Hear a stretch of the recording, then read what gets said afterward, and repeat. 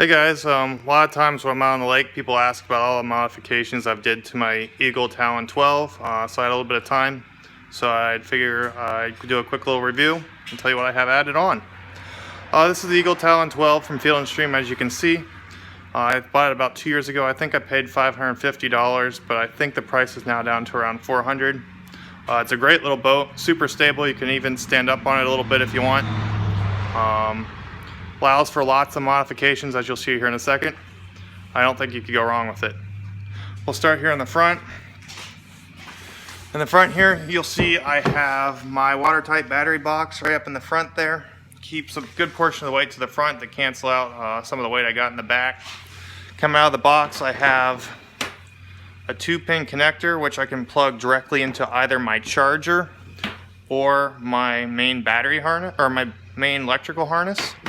It makes it really easy to charge because I don't have to pull that out of that kayak every time. I could just plug in, plug out. Also have my navigational light there.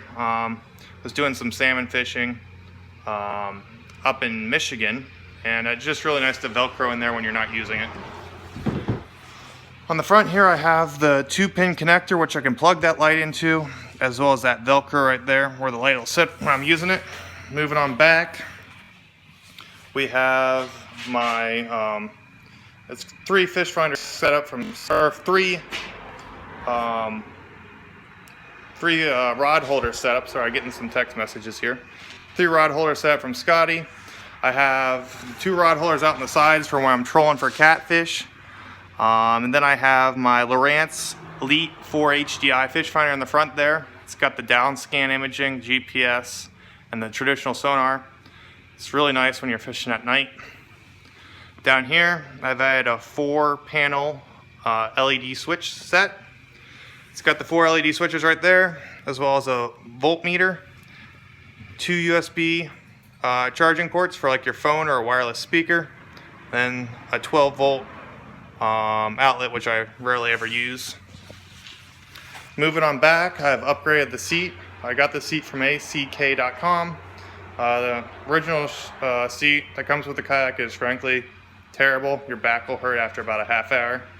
But I really like how all the tackle boxes are incorporated into the seat itself. It's got 2 quick draws. Well, I guess this one's still in the house, but 2 quick draw little Plano boxes where I put all my sinkers and hooks and stuff. And if you break off, you can tie on real quick and get back in the water. Moving on back, this is what most people ask me about. It's a live well bait tank. I can keep about 10 shad alive in there for 3 or 4 hours. I'll explain a little bit how that works. Has a 3/4 inch pipe that comes up straight through the scupper hole to a T500 Tsunami bilge pump. It then comes across to this fuel primer bulb that I've modified in order to increase the flow. I have a check valve right there so I can prime the system. After it's primed, the pump will just pump the water down to the bottom here and into the tank. At the bottom of the tank here, there is the nozzle that's directed out and upward that creates a circular flow, keeps the fish from running into the wall and killing themselves. And then the water comes out the overflow on the top here. Lastly, in the back, I have this LED light that folds down and folds back up. Again, it's pretty easy to remove if I want to go to a light setup for river fishing, but that thing's super bright and it's really helpful if you're fishing alone at night. Thanks guys. If you have any questions, let me know.